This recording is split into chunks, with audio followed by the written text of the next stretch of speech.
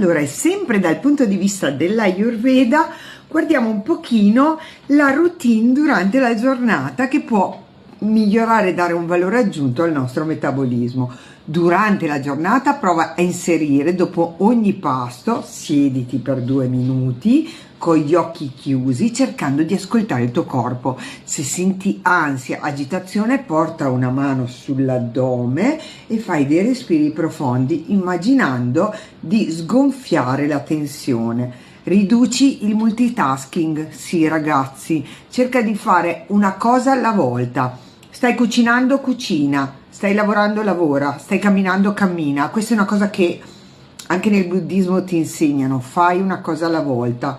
Queste pause brevi nutrono la mente e rendono tutto più stabile, anche il vostro metabolismo, quindi aggiungiamo e facciamo un capolavoro.